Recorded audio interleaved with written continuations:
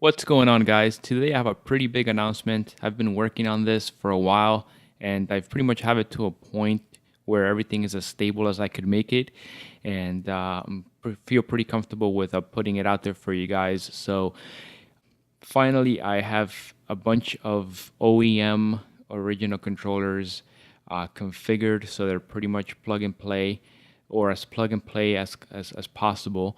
And I also have a few alternative USB versions of the controllers for a few systems as well that you can use.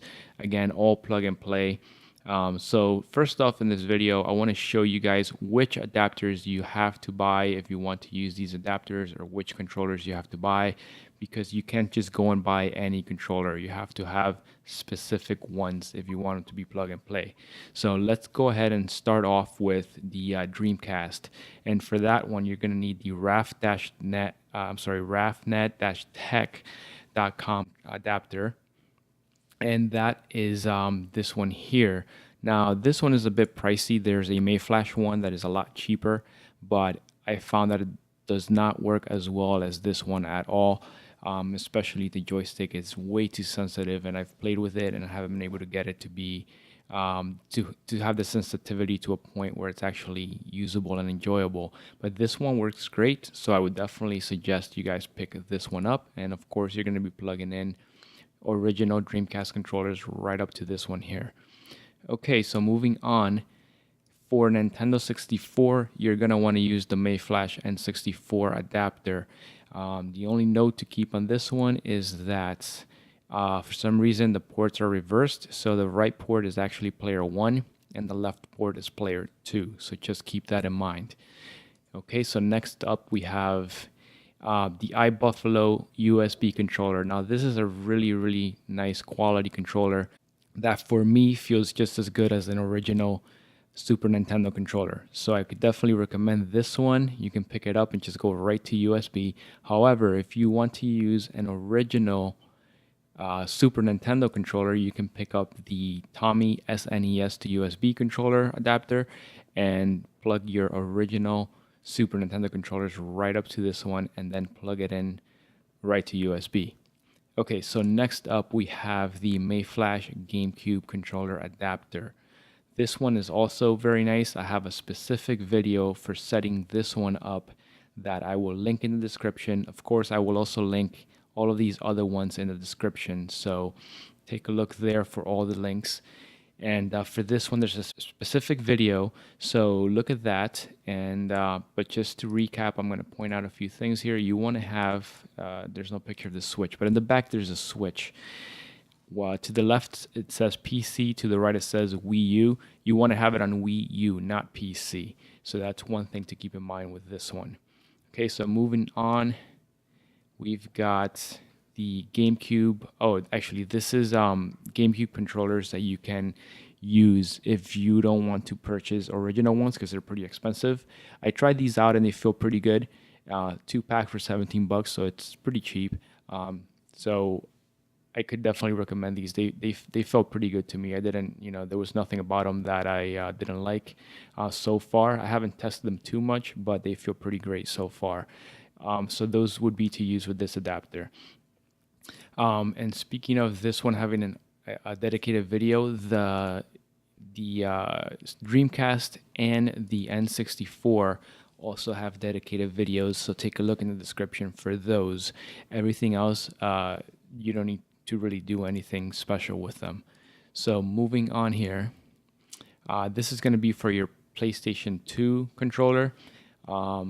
Simple adapter. You plug in your controller and then it goes to USB. The only thing to keep in mind with this one is when you use your original PS2 controller, you're going to want the analog button triggered. So press that button until the red LED is lit. That way your D-pad and your joystick work independently of one another. So moving on here, you've got the NES to USB adapter for your original Nintendo controllers, and here you have a version of the NES controller that just, it's a replica, so it goes straight to USB. Again, I tested these. They feel pretty good. They're cheap, 14 bucks for 2 of them. So, if you don't want to use an original controller, you can definitely use these here as well. So next up is the Mega Drive or Sega Genesis adapter from Mayflash. Again, to use your original Genesis controllers with this one. And as an alternative, you've got the Hyperkin direct to USB controller. This one is also good quality, feels very good, pretty much as good as the original one. And last, we've got the Mayflash Sega Saturn adapter. Again, to use with original Sega Saturn controllers. And nothing to it. These other ones are all pretty much plug and play. Okay, so that is all of the adapters that you can use with my system. And this is going to be, obviously from the date this video was published. For those of you guys that have my system from prior to this video, just get in touch with me if you want these updates. You can send a drive in and I'll get it updated. I didn't want to release this as a web download because there's a lot of stuff that you have to do in the registry, so it's a little bit more complex. But anyway, moving on. I want to talk about a few things that you guys should keep in mind when using these adapters, because you're definitely introducing some more complexity into the system. You're instead of using the Xbox controllers as your master controller, you're now having there's a lot more moving parts now. Okay, so there's some things to keep in mind. The first thing is always plug in the controllers in the rear USB ports.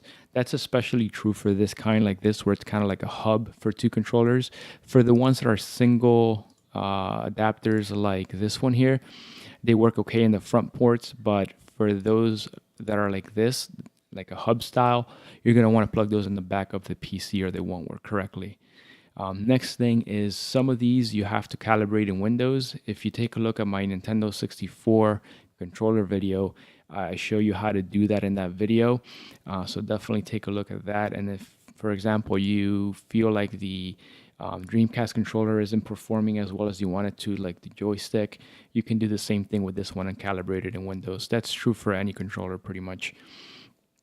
Okay, so next up is only keep your controller plugged in if you're using it. So you definitely don't want to have these controllers all plugged in at the same time.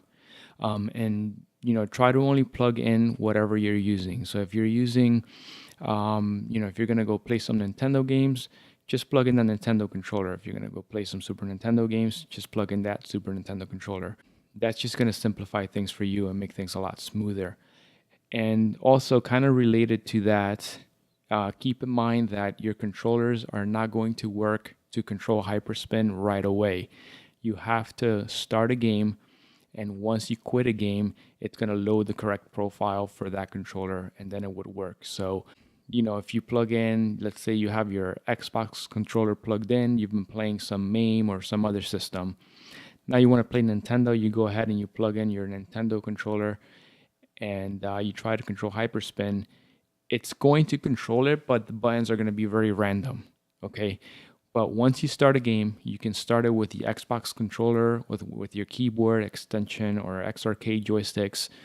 Your Nintendo controller is going to work in the game, and once you quit out of the game, it's going to go ahead and control hyperspin in a way that's more intuitive, where the A and B buttons select and go back and stuff like that. And also, the controller may not work the first time you start a game for the game itself. That's especially true if like I just said, you've been playing using your Xbox controller. Now all of a sudden you plug in your Nintendo controller, you start up a Nintendo game. A lot of times it's not going to work on that first launch when you first start a game from that system whose controller you're using. So just quit out of the game, start the game right back up a second time, and your controller is going to kick in and it's going to work. And then from there on, if you keep scrolling through and selecting other games for the same system, like Nintendo in this example, your controller is going to work fine. It's just that first launch of the game that may not work. That's very important, so keep that in mind. And I think that's basically going to be it for this one. If you guys have any questions, as always, you can reach out to me. And just remember that this is going to be integrated into the systems that are sent out after the date of this video being published. Okay, guys? So if you guys enjoyed the video, don't forget to subscribe. Don't forget to leave a thumbs up. And I will see you guys on the next one.